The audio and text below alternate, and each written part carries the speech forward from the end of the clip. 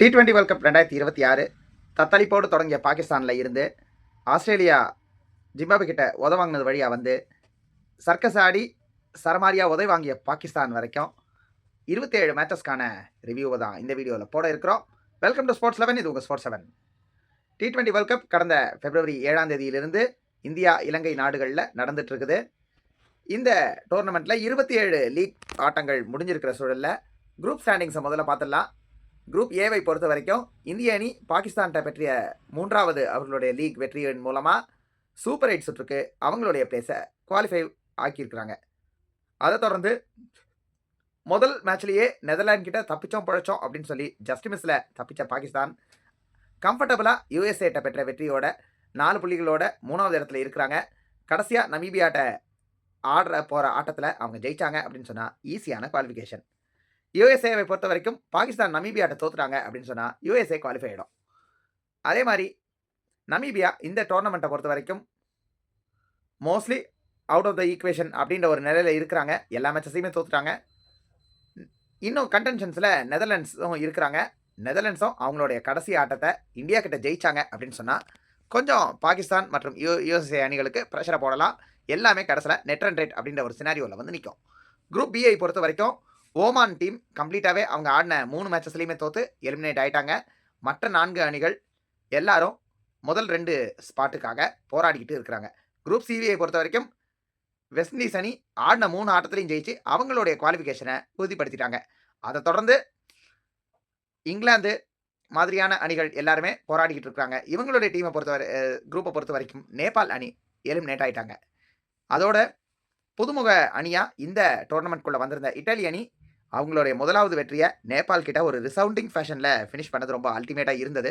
123 அப்படின்ற ஒரு டார்கெட்டுக்கு நேபாளை சுருட்டி போட்டுட்டு அதை ஓப்பனர் 2 பேரும், அதாவது 2 பேருமே பிரதர்ஸு, மோஸ்கா பிரதர்ஸ், ஜஸ்டின் மோஸ்கா மற்றும் ஆந்தனி மோஸ்கா 2 பேரும் நின்று அவங்களுடைய எலிகண்டான லெஃப்ட் அண்ட் ரைட் காம்போவில் 2 பேரும் அற்புதமான ஹாஃப் செஞ்சுரிஸ் அடித்து 124க்கு நோலாஸ்ன்னு சொல்லி அடித்து வின் பண்ணி ஒரு மாஸ் காமிச்ச ஒரு பர்ஃபார்மன்ஸ் ஒரு புது டீமுக்கு நல்ல ஒரு ஃபயரை கொடுக்குற மாதிரி ஒரு விஷயமா இருந்துச்சு. அதுவும் ஒரு வேர்ல்ட் கப் மாதிரி ஒரு பெரிய டோர்னமெண்ட்டில்.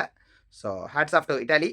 ஸோ அப்படியே குரூப் டி பக்கம் வந்தோம்னு சொன்னால் சவுத் ஆஃப்ரிக்கா, நியூசிலாண்டு, இந்த குரூப்பை பொறுத்த வரைக்கும் கம்ப்ளீட்டாக 5 டீமுமே இன்னும் கண்டென்ஷன்ஸில் தான் இருக்கிறாங்க. ஈவன் தோ அவங்க குரூப்பில் பாட்டமில் இருக்கக்கூடிய ஆப்கானிஸ்தான்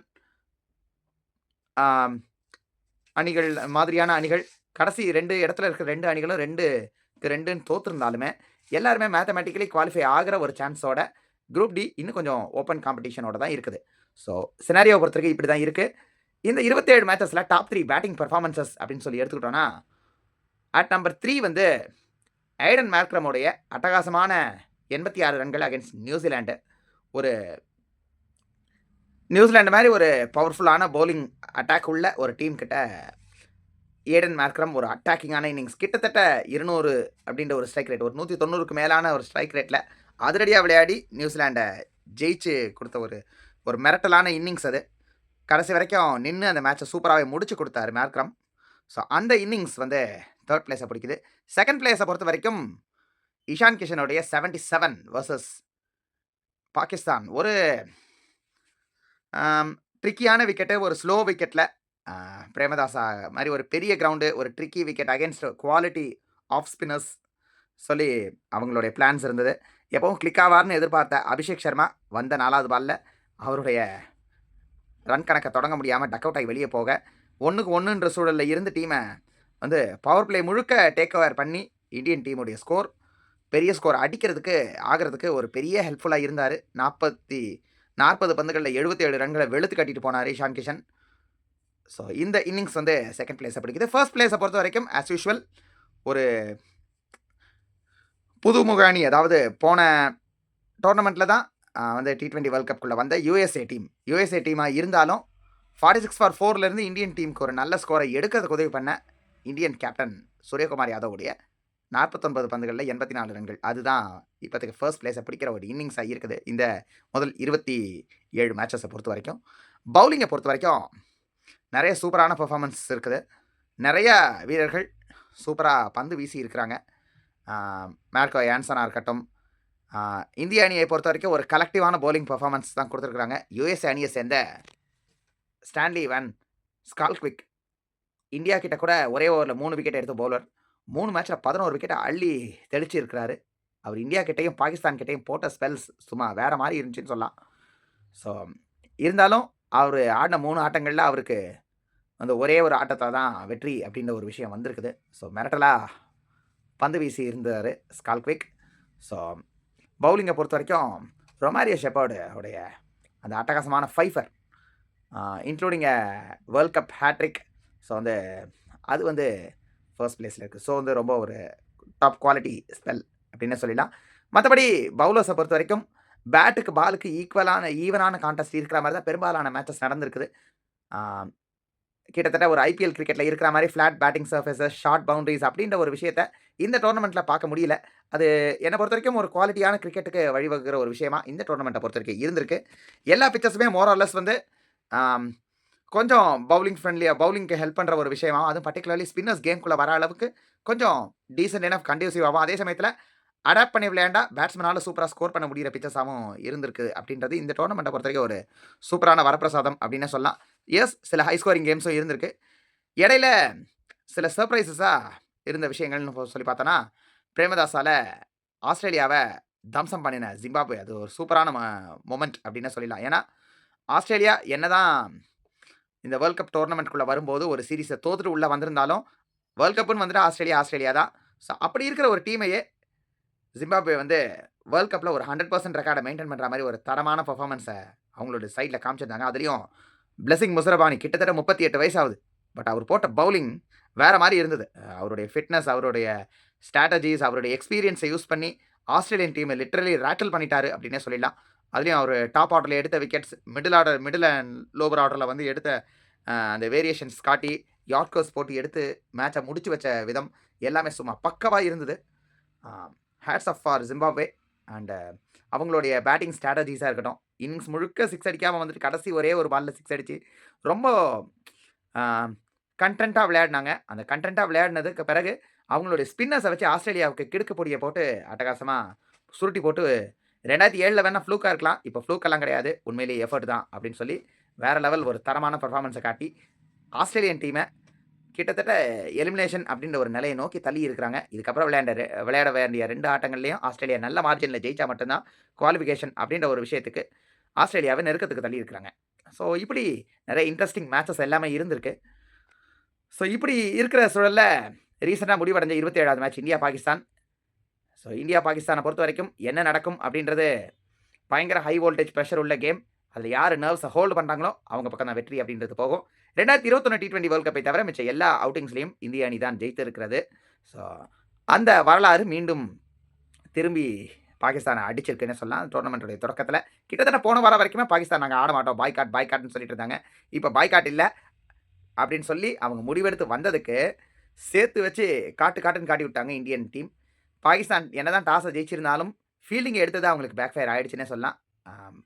கேம் ப்ரோக்ரஸ் ஆக டேர்ன் அண்ட் பவுன்ஸ் எக்ஸ்ட்ரா ஆகும், விக்கெட் ஸ்லோ டவுன் ஆகும்.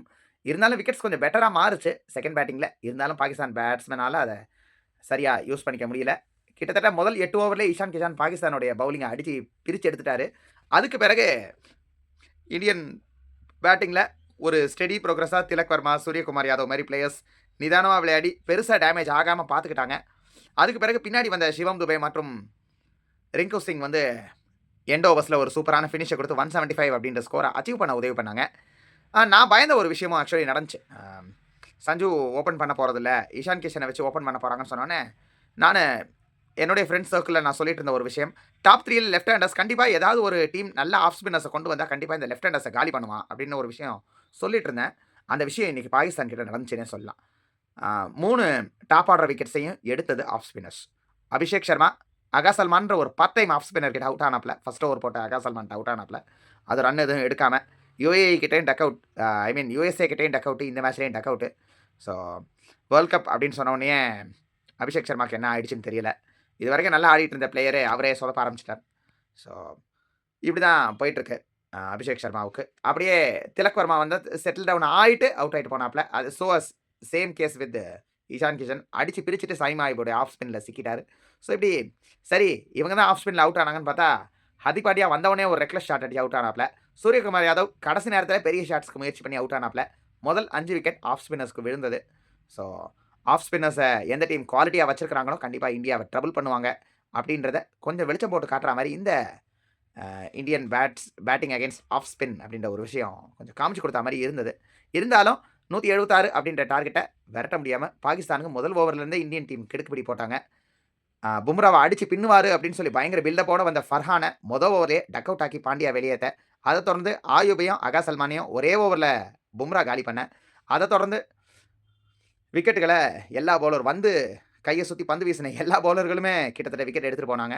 ஸோ கடைசியில் 114 அப்படின்ற ஸ்கோருக்கு பாகிஸ்தான் டீம் பொட்டலமாகி 61 ரன் வித்தியாசத்தில் ஒரு பெரிய மார்ஜின் விக்டரியை இந்தியன் டீமுக்கு பரிசளித்து இந்தியாவை குவாலிஃபை ஆகவும் வச்சுட்டாங்க. ஸோ மொத்தத்தில் பார்க்கும்போது ஒரு பயங்கரமான ஒரு பெர்ஃபார்மன்ஸ். ஒரு T20 வேர்ல்ட் கப், ஒரு இன்டர்நேஷ்னல் டோர்னமெண்ட், ஒரு ஐசிசி டோர்னமெண்ட்னா இப்படி தான் இருக்கணும் அப்படின்ற மாதிரி அந்த ஒரு ஹை வோல்டேஜ் ப்ரெஷர், அதே சமயத்தில் நல்ல கண்டியூசிவான பேட் அண்ட் பால்க்கு ஈவன் கான்டெஸ்ட் இருக்கிற பிச்சஸ், அதே மாதிரி நல்ல டீசன்ட் சைஸ் பவுண்டரிஸ் உள்ள கிரவுண்ட்ஸ் அப்படின்னு சொல்லி நல்லா இந்த டோர்னமெண்ட் ரொம்ப சூப்பராகவே ப்ரோக்ரஸ் ஆகிட்டு இருக்கு என்னை பொறுத்த வரைக்கும். பட் இந்தியன் டீம் USA கிட்ட ஸ்ட்ரகிள் ஆனாங்க, பாகிஸ்தான் கிட்ட கிட்டத்தட்ட ஆஃப் ஸ்பின்னில் மாட்டினாங்க. ஸோ இந்த எந்த விஷயத்தையும் வருகிற ஆட்டங்களில் இந்திய அணி வந்து திரும்ப தப்பாக பண்ணாமல் மிக சரியாக பண்ணணும், ரொம்ப கேர்ஃபுல்லாக விளையாடணும் அப்படின்னு சொல்லி நம்ம எல்லாருமே இந்தியன் ஃபேன்ஸ் எல்லாருமே எதிர்பார்க்கலாம். ஸோ வந்து இந்த தப்புகள் எல்லாத்தையும் இந்தியன் டீம் நிச்சயமாக திருத்திக்கும் அப்படின்னு சொல்லி நம்புவோம். அபிஷேக் சர்மாவும் இந்த டக் ட்ரவுட்லேருந்து வெளியில் வந்து நல்ல ரன்ஸ் அடிப்பார், ரன் ஸ்கோர் பண்ணி இந்தியன் டீமுக்கு வின் பண்ணுறதுக்கான விஷயங்களை பண்ணி கொடுப்பாரு அப்படின்னு சொல்லி நம்புவோம்.